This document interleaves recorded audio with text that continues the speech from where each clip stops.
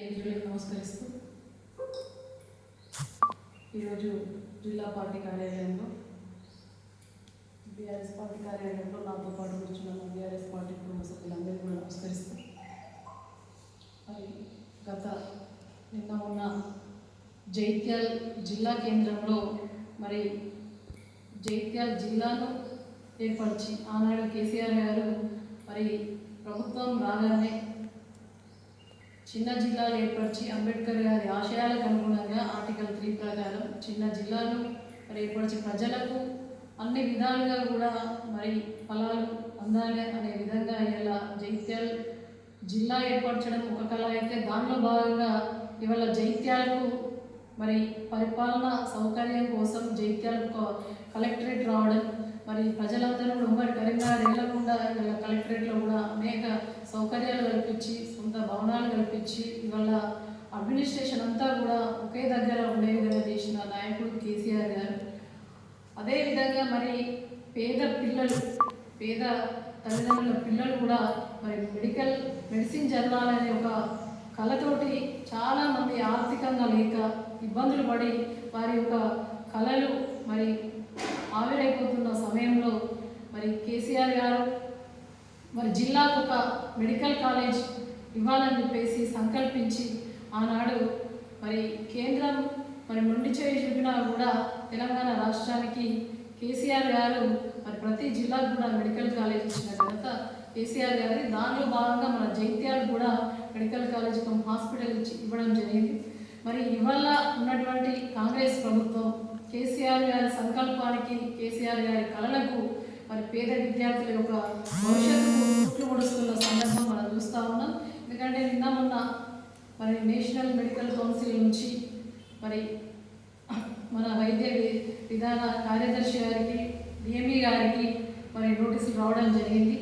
మరి సరైన మౌలిక వసతులు లేవు. ఎన్ఎంసి గైడ్లైన్స్ ప్రకారం నిబంధనల ప్రకారం మరి జైత్యాల్ మెడికల్ కాలేజ్తో పాటు 26 మెడికల్ కాలేజీలు ఉన్నాయి. దానిలో 26 మెడికల్ కాలేజీలలో జైత్యాల్ మెడికల్ కాలేజీ ఉండడం మరి నిజంగా కూడా ఏర్పడే నాటికైతే 5 ప్రభుత్వ మెడికల్ కాలేజీలు దాదాపు 15 ప్రైవేట్ మెడికల్ కాలేజీలు ఉన్న సందర్భం. అప్పుడు ఎంబీబీఎస్ సీట్లు 2850 ఎంబీబీఎస్ సీట్లు ఉంటే మళ్ళీ కేసీఆర్ గారు వచ్చిన తర్వాత జిల్లాకు మెడికల్ కాలేజ్తో పాటు ఇవాళ దాంతోపాటు 56 మెడికల్ కాలేజీల సంఖ్య పెరిగింది.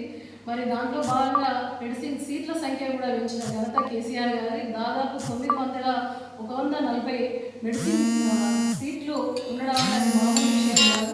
ఎందుకంటే మా తండ్రి కళ ఉంటుంది, నా బిడ్డ డాక్టర్ చదివించాలి అని చెప్పేసి మరి అటువంటి కళలు నెరవేర్చాలని చెప్పేసి ఇవాళ ప్రతి జిల్లాలో ఉండడం జరిగింది. మరి ఇలా కాంగ్రెస్ వైఫల్యానికి ఇలా నిదర్శనం ఎన్ఎంసీ ప్రశ్నార్థకంగా మారిందని చెప్పడంలో నిజంగా మేము ప్రశ్నిస్తూ ఉన్నాం. ఇప్పటికైనా కూడా వైద్య విద్యార్థుల యొక్క భవిష్యత్తును మరి వైద్య కళాశాలలను ప్రభుత్వం కాపాడాలని ఒక బాధ్యతాయుతంగా వ్యవహరించాలి ముఖ్యమంత్రి గారు అని చెప్పేసి నిర్లక్ష్యం వీడి బాధ్యతాయుతంగా పనిచేయండి. ఏమైనా రాజకీయంగా కుట్రపూరితంగా పగలు ప్రతీకారాలు తీర్చుకోవడంతో మీ సమయం సరిపోతుంది.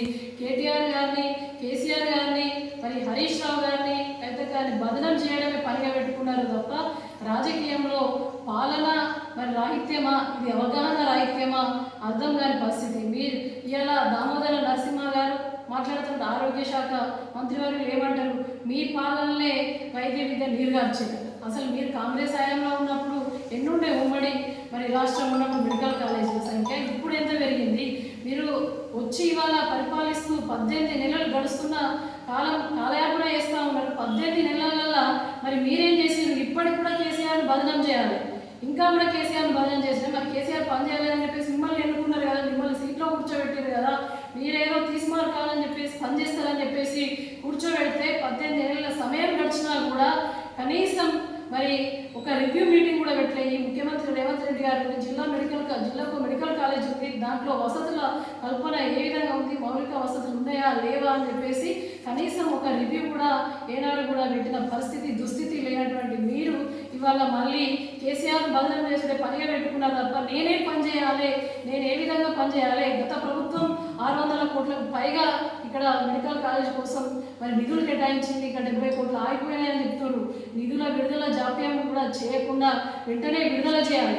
ఏదైనా కూడా ఏ మీటింగ్ పెట్టుకున్నా, ఏ స్పీచ్ ఉన్నా కూడా కేసీఆర్ గారిని తిట్టడం, ఫ్యామిలీని బంధం చేయడం, ఇట్లా చేసి అట్లా చేసి తప్ప మరి నేనేం చేస్తున్నా, ఈ ప్రభుత్వం ఎందుకు వచ్చింది, గత ప్రభుత్వం చేసిన పనులను మనం కొనసాగించే ఆనవాయితీ ఉంటుంది. ఒక బాధ్యతాయుతంగా వ్యవహరించాల్సినటువంటి ప్రభుత్వం ఇలా విద్యార్థుల భవిష్యత్తుపై వీడియోలు కనిపిస్తూ ఉన్నాయి.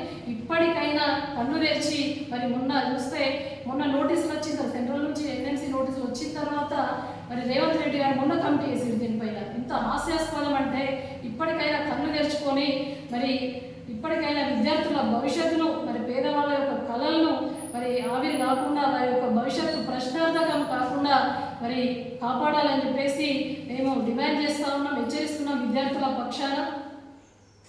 ఇంకొక పక్క చూసినట్టయితే ఫస్ట్ ఎన్ఎంసీ గైడ్లైన్స్ ప్రకారం ఫస్ట్ పర్మిషన్ వచ్చినటువంటి మెడికల్ కాలేజ్ ఏదైనా ఉంది అని అంటే అది జైత్యాల మెడికల్ కాలేజ్ అని చెప్పేసి సంబరపడ్డ డాక్టర్లు కావచ్చు, అక్కడ ఉన్నటువంటి ప్రజాప్రతినిధులు మరి నోరులో బాగా గట్టిగా వేసినాయి. కేసీఆర్ గారు ఇస్తే నేను సాధించిన కేవలం కేసీఆర్ గారు ప్రతి జిల్లాకు మెడికల్ కాలేజ్ ఉండాలి, పేద విద్యార్థుల కళలు నెరవేరాలని చెప్పేసి కవితక్క గారి కృషి ఫలితంగానే ఇలా మెడికల్ కాలేజ్ ఏర్పాటుకి వైద్య ఆరోగ్య శాఖ మంత్రి హరీష్ రావు గారు ఉన్నప్పుడు మరి పర్మిషన్ రావడం జరిగింది. ఫస్ట్ పర్మిషన్ వచ్చింది.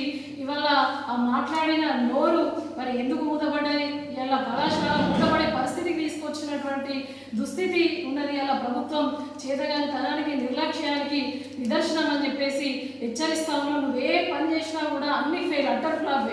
బస్సులను పెడితే ఇలా ఛార్జీలు పెంచారు, రైతులకు భరోసా అంటారు, ఎలక్షన్ స్టంట్. ఏదైనా కూడా కేసీఆర్ గారిని బదనం చేయడం కాకుండా ఇలా పని చేసి మంచి పరిపాలన అందించి మరి ఈ యొక్క విద్యార్థుల భవిష్యత్తు కానీ ఇచ్చిన హామీలను నెరవేర్చాలి. ఒక బాధ్యతాయుతంగా కూర్చున్నటువంటి సీట్లో కూర్చున్నారు, ఒక బాధ్యతాయుతంగా వ్యవహరించాలి.